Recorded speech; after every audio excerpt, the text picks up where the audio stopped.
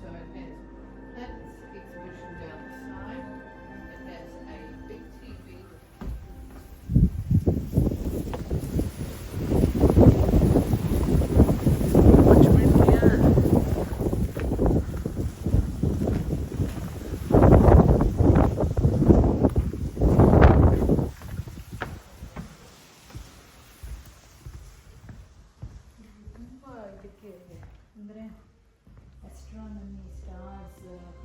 ಹೇಳ್ತಾ 12 minutes ಅಂತ. Stonehenge Aotearoa was built by members of the Phoenix Astronomical Society with the support of the Royal Society of New Zealand.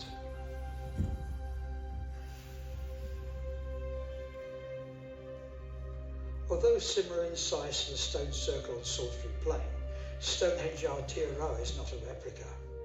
It is a complete and working structure designed for its precise location on the Earth. In practical terms, the arrangement of the stones can be used to gain information on the seasonal cycle of the sun, moon and stars.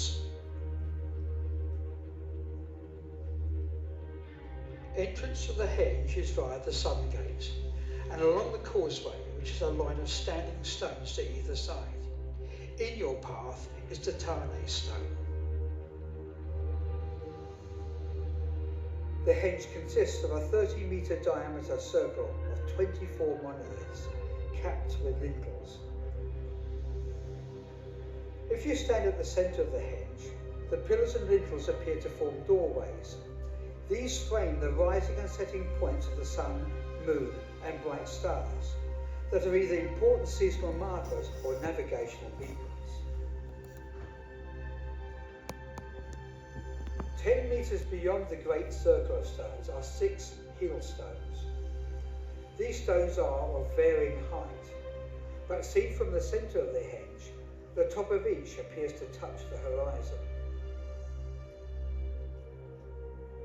For thousands, perhaps tens of thousands of years, people around the world have celebrated 4 special events in the yearly cycle of the sun. These are the 2 equinoxes, which mark the beginning of spring and autumn, and the 2 solstices, which mark midwinter and midsummer. Equinox means equal day and equal night. It is when the sun is above the horizon for exactly 12 hours. At this time, and only at this time, the sun rises due east and sets due west. In the southern hemisphere, the spring equinox occurs on September 22nd or 23rd. On this day, the sun rises directly over the eastern heel stone. At the day's end, it sets over the stone in the west.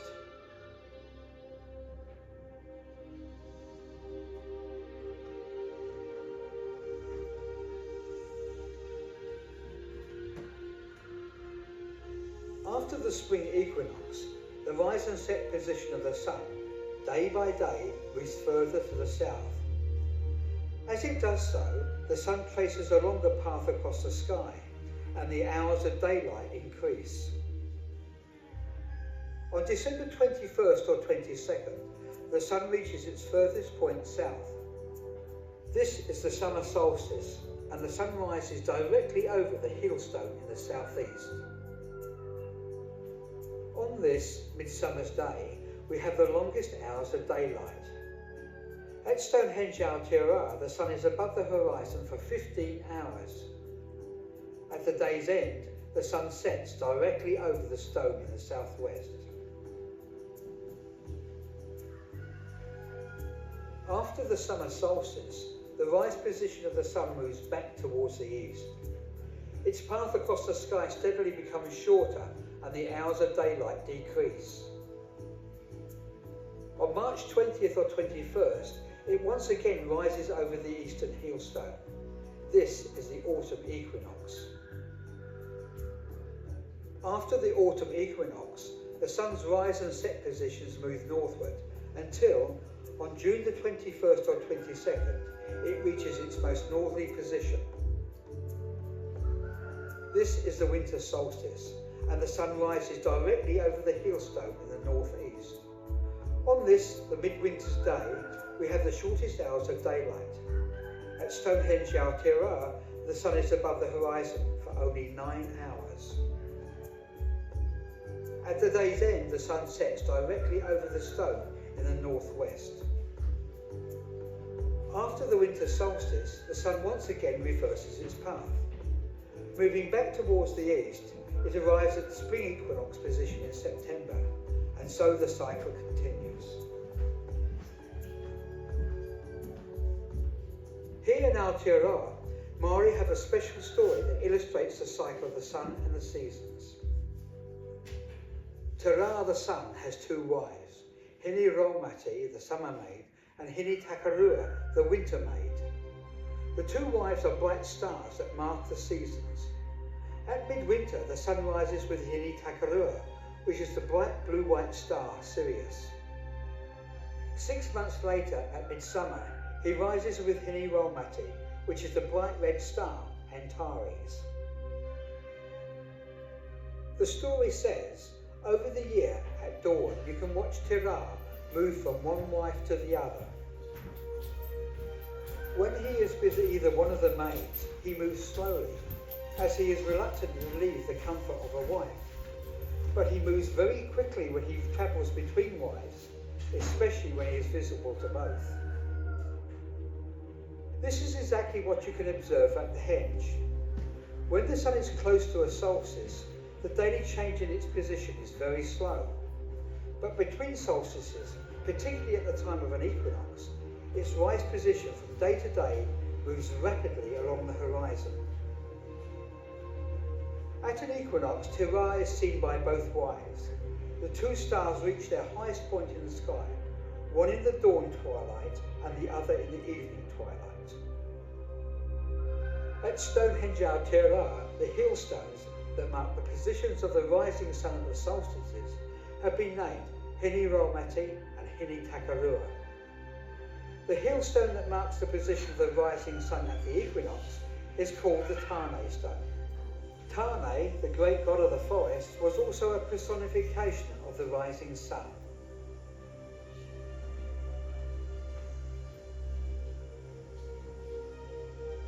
On the bank south of the Analemma is a cluster of stones. They look like fingers coming out of the earth, the fingers of Mother Earth. These are the 7 sisters, which can be used to identify the rise location of the 7 sisters in the sky. This is a cluster of stars known as the Pleiades in Europe, Subaru in Japan, and the Criticus in India. 5,000 years ago, the dawn rising of these stars marked the beginning of the year for most of the peoples of Europe and Asia. Great temples such as the Parthenon were aligned to their rising. The ancestors of the Polynesians came from the Asian continent, and when the migrations into the Pacific began 4,500 years ago, they carried this tradition with them. To Maori, these stars are known as Matariki, and to this day, their heliacal rising heralds the beginning of the Maori New Year.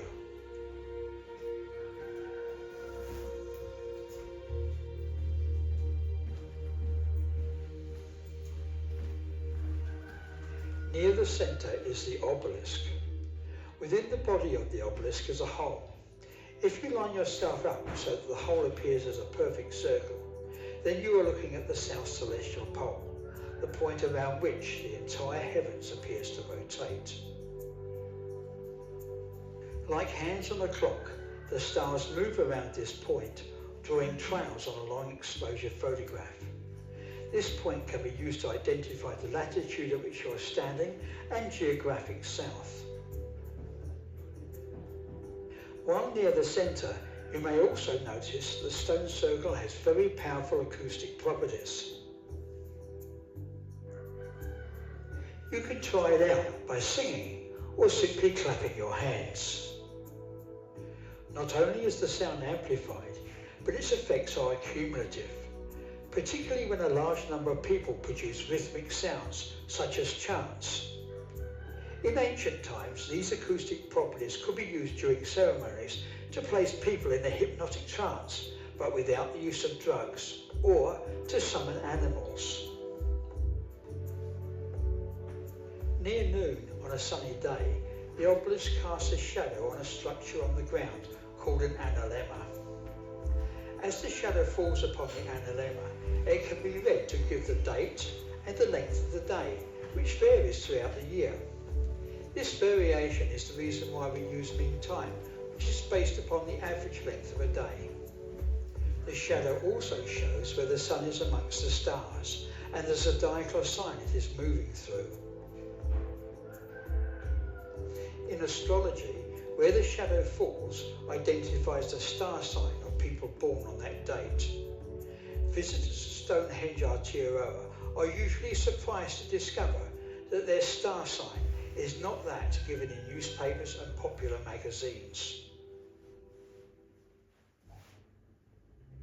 At the end of the analemma, just beyond the henstones, is the statue of the goddess Artemis.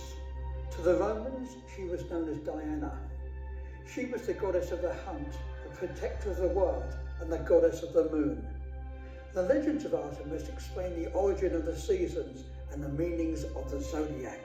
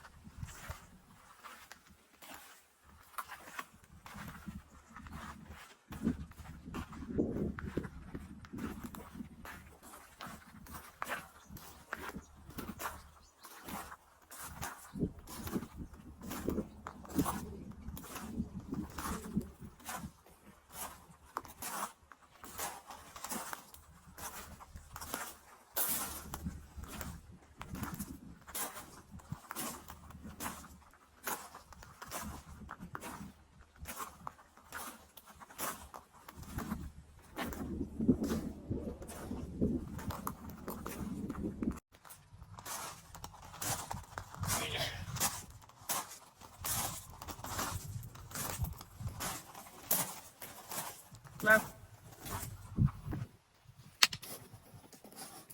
जोराಗಿ. ಇನ್ನು ಜೋರಾಗಿ. ಜೋರಾಗಿ. ವಾಪಸ್.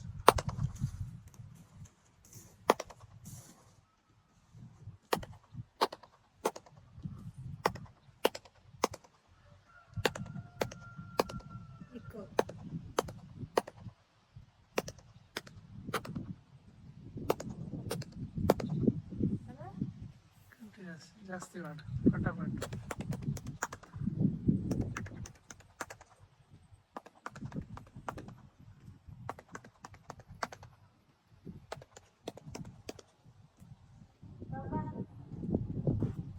ಓಯ್ ಬಾಬು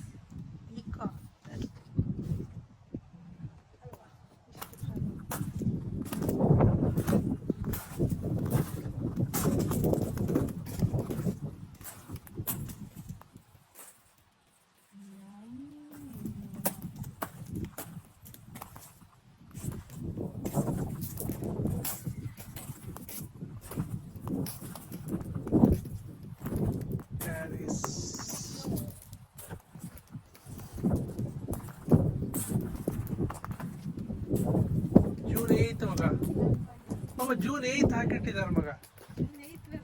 ಹಾ ಎಲ್ಲಿ? ಅಲ್ಲಿ July June 8. ಯಾವ್ದಿದು? ಅಲ್ಲ ಅದು ಎಂತ ಹೇಳಿದ್ದು ಎತ್ತನ goddess of ಅದು mother earth, the fingers from the mother earth.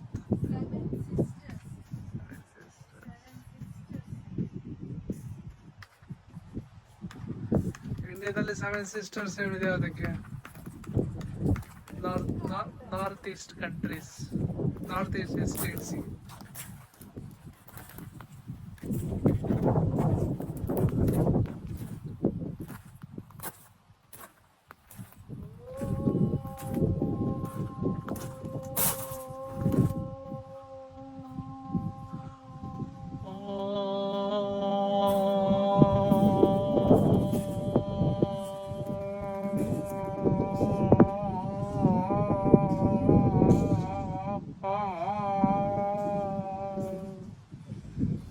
ಅದಷ್ಟು ಬರಲ್ಲ.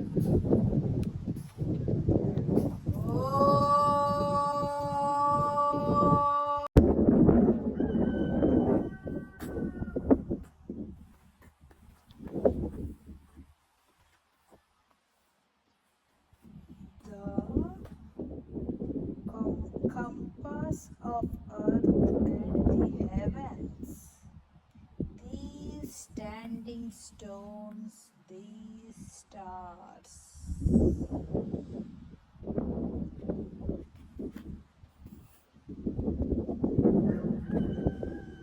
configure the compass of earth. These standing stones and these stars configure the compass of earth and the heavens. So here from this hole you can Go to heaven. no You can see all the stars in the night. If you come here, they have